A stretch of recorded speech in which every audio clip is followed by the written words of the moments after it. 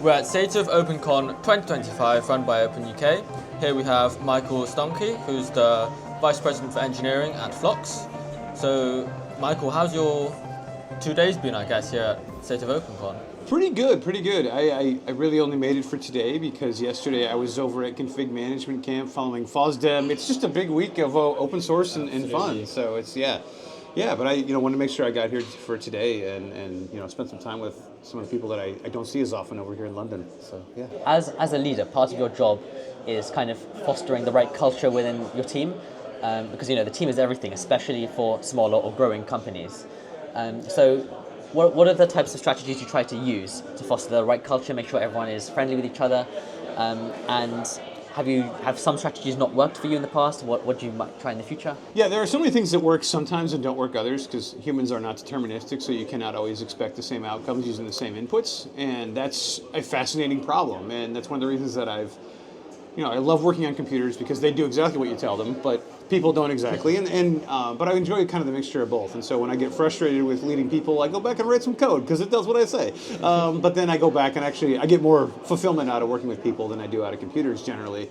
The things that work really well are kind of having some foundational principles you can always fall back on. Like, to me, transparency and working in the open is really important. And so, if somebody's making a different decision than what somebody else would make, you can always ask them, what information do they have that you don't have? What information do you have that they don't have? Because if you're not working from the same context, decisions will likely be quite different. Now, if you're working from the same context and decisions are different, that's a different story, but it doesn't happen nearly as often that way.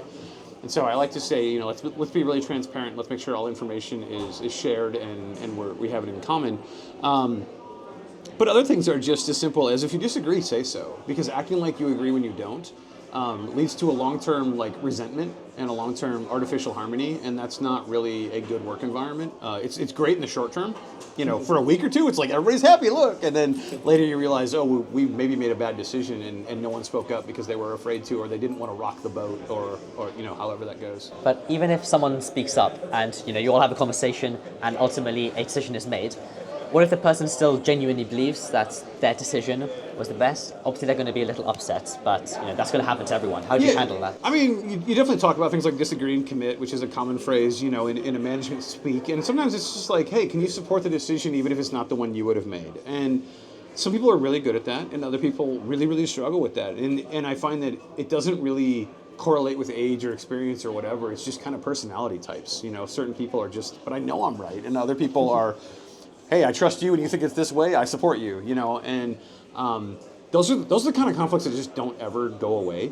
You can kind of mitigate them and work with them as a one-off, but you're never going to work someplace where everybody is perfect at disagreement and then saying, yes, I'll support you no matter what. It's just not going to happen. So, you kind of have to work through it. And sometimes you can find some common ground to really work between them and say, hey, actually, we'll compromise a bit, like we're going to go the direction we want, but maybe we'll do it in the implementation style that you've asked for, or things like that. So, but generally, I guess those types of management problems they're never gone. Yeah.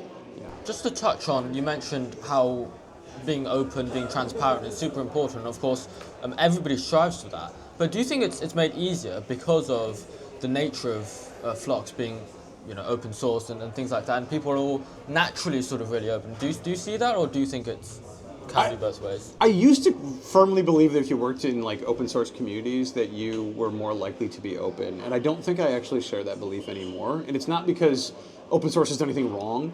I just think that some people are like, but in that community I behave this way, but in this community I behave a different way, and so they can kind of compartmentalize that and move it around. And so, I mean, just like every other company, I think you model a lot what your leaders do. And if your leaders are working behind closed doors, you're probably more likely to work behind closed doors. If, you're doing everything in private DMs versus in open channels and things like that, I think other people will do that. And so I usually look at, I'm going to lead by example. I'm going to behave the way I want others to behave. And so I try and model that, and then people can see that they, it's rewarded or it's encouraged to work the way that I try to work. And am I perfect at it? Absolutely not. But I try to write a briefing every week to my engineering team. Here's how I spent my week. Here's what I did. Because most people, when you talk about an executive, they don't really know what that means to be that job or what it does. You're like, oh, that's just, some guy who sits in the back, smokes cigars, and counts stock options. And like, that's not a thing that we do very often. But a lot of times, it's like, what did you do? Well, I actually met with 4 different customers that, and 3 of them were not sure if they wanted to use us, and the 4th hates us right now, or whatever. And it's like, okay,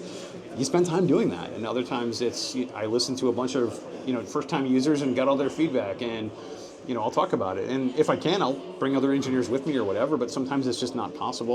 Or and there are times where you're having conversations that aren't appropriate to share with everybody. If you're having a performance conversation about an engineer with, say 2 leaders, or talking, hey, we didn't like the behavior of this person during, this incident or whatever. There are times to not be in the open, but generally I find that anything that you can share and be transparent about is usually helpful context. The other thing with being very transparent, though, is it comes with a certain amount of responsibility. You'll see things that are like, wait, everything's not perfect all the time? No, if you're going to be truly open, you're going to see mistakes, you're going to see blemishes, and you're going to see kind of, how the sausage is made, I guess would be a common colloquialism for that. And like, it's not... So with transparency, it becomes a responsibility to know that, some of these things probably shouldn't be shared maybe outside of the project or outside of the company, or some of these things we're learning as we go, the same way that everybody else is. And kind of shifting gears to slightly more to the technical side, how have you introduced LLMs to your teams? Like, have you encouraged them to use them? Does your team use them anyway? How do you use them? Do you trust them?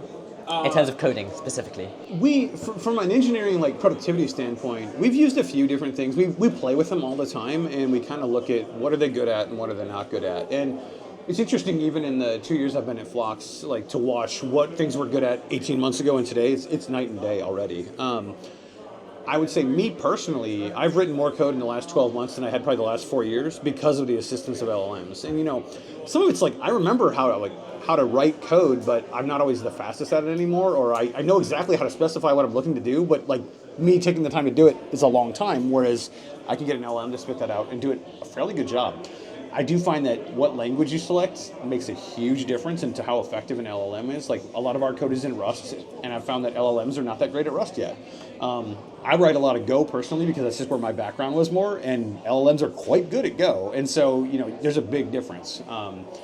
But we've used Copilot quite a bit, and we've used Claude, and we've used ChatGPT, and we've used Cursor, and so we definitely have jumped around and tried them all out and tried to figure out what are the advantages and disadvantages of each of them, and it's getting to the point where they're not very different, I guess is what I would say. They all are behaving roughly the same at this point. I mean, there are some that are optimized in certain ways, but I haven't noticed this giant, light. For a while, Claude was so far ahead, and it's not there anymore. Yeah. So, yeah. What's your favorite model right now? I don't play a lot with different models that much. I just kind of grab with the tool. Okay. Yeah, I actually use ChatGPT more than anything else, and part of it's because I can jump back and forth between almost using it like a search engine, and then going back into, okay, can you write me a quick thing that does this? Last night I was querying the GitHub API to get a couple things, and I was just like, this isn't hard, I can sit down and do it, but ChatGPT can do this in less than 60 seconds. So I was just like, hey, write a thing that goes out and tells me which of our repos are public and private and what the license is. And it give it to me in a CSV. And it was first time, nothing was wrong with it at all, worked perfectly, and that was beautiful. So, yeah. And sort of onto your, I suppose, journey with Flox, what sort of drove you to join the company? What do you see in the purpose of the company that you particularly resonate with? Because presumably, as a talented engineer, you could have gone to many different places. Yeah, I was. My background's been in developer tooling for the last 15 years, and so I kind of obsess about automation and consistency. And so when this job popped up, it was I had just left CirceCI, where I was leading engineering there, and I was looking for something smaller, just because basically the way the funding climate is in startups, it was actually smaller things were getting funded way more than bigger things were at the time, and it had been a long time since I'd been in a smaller thing. So this kind of popped up and was based on Nix, which is a packaging technology and a functional programming language, and it's kind of all these things in one. And I had been familiar that it existed, but not really played with it. And I was like, this seems like a neat thing to go dig into. And I've always loved kind of software packaging and release engineering problems. And so it felt like the right fit for what I wanted to do. And then just saw some new people that I hadn't worked with before. And like, a lot of times you cross paths with the same people over and over again. And I was like, oh, this is a whole new group of people. That's exciting. And it has been. Yeah, what you said, crossing paths with similar people. I came to SOOCon last year and also DevOps, and the amount of people I've seen from both of those conferences here today and yesterday is just crazy. It's really nice. Yeah, I mean, there was a person here who I haven't seen in 8 years, and I talked to her, for 20 minutes today. And we used to work together a long time ago. Yeah, so. So you said you're all about efficiency, developer productivity, and outside developer productivity, what are your top productivity hacks? Not necessarily hacks, but the biggest things you do that you think help you work better and improve faster and do more. I guess it's different. Like for me personally, probably developer productivity is more about, do I actually know what I'm going to do before I sit down to do it? And so, unlike I would say in academia, they kind of hand you an assignment and you go code it out. And usually that's not actually the hard part. The hard part is, what is the thing actually supposed to be doing, and how do I know if it's working properly or not? So you spend a little bit of time just taking some notes. Like a lot of times I'll write 8 bullets of okay, it needs to do these things. It's not like a formal specification or anything like that. It's just I just want to make sure I have a couple thoughts before I start. I think that can make a big difference personally. And then, writing some test cases, because a lot of times there's weird edge cases that you can throw at things, and that can really help. But personal projects, do I always write tests? No, sometimes the tests aren't fun, so I don't always write tests. But with a team, the thing that I always go for is consistency. What can you really do to keep everything super consistent? And if you work in a different way than your colleague works, somewhere that has to normalize, that has to come together, and it could be that might happen in a continuous integration pipeline. But if it happens earlier, now I don't have to worry about that. And so that's one of the things that I really look at is every if statement is complexity. And so if there are fewer if statements, everything's going to go smoother. So, yeah. I wanted to pick up on the point you made earlier about really liking startups. What do you see in startups that really clicks with you? And because America, obviously, which I assume you're based there, has a lot of big tech companies. And could you talk a bit about what draws you to startup as opposed to big tech companies that a lot of young people seem to really want to go into? Yeah, I mean, to me, I've worked in big companies and I've worked in small ones, and I always resonate more with the growing company that is trying to figure it all out along the way, and they don't have all the answers, and they can be more innovative, they can move faster, and you can learn together. A lot of colleagues that I've worked with in the past, many of them are my best friends today, and literally there are people that I used to work with that I talk to every single day. We have a, group chat or whatever that we're talking through, and that kind of connectivity doesn't always happen in those bigger companies. Sometimes it does, but I really like the human to human connection. And the other thing is it's kind of you against the world, Sure, I can go work at Amazon, but what does Amazon really have to prove at this point? They're a multi-billion-dollar company, approaching $1 trillion market cap, doing all these things. It's yeah, it's cool, but I don't know, I want to do some innovation. I don't want to just make more of something. And I feel like that's a difference. What about, the biggest reason that, at least I see, as to why people are not fans of joining startups or even starting their own, is this whole idea of risk, job stability, all of that type of thing. So how do you battle with that within your head? What's your game plan? What do you think? Or do you just, I don't know, would you just really love this concept? I do try and think about that a lot, mitigate, what's a stable startup or what's a more likely outcome. And so some of this is how much do you understand business? If you're really into tech, a lot of times, when I was much earlier in my career, I was super into the ones and zeros, and I was way less into the spreadsheets that talked about the finances. Today, I'm almost just as interested as the finances as I am in the code, and sometimes more. And so, what questions do you ask when you're talking to those startups? And you can, and sometimes they won't answer certain things, and if they don't, I generally am I'm not interested at this point. But you ask about runway, how well are you funded? How long can you last? How convicted are you in your idea? What's your income streams look like? Do you have any income streams? It depends on what stage of startup you're going to as well. Flox is a Series A company right now, and that's great. But then they were really well funded, so the risk wasn't too high. Yeah. I had several other opportunities kind of in the Series A space, and one of the reasons I chose Flox over some of the others was just the business health was way better. And there's another one that I really liked the product, I really liked what they were doing, but I was quite convinced they were going to have to do a layoff in less than a year, and they did.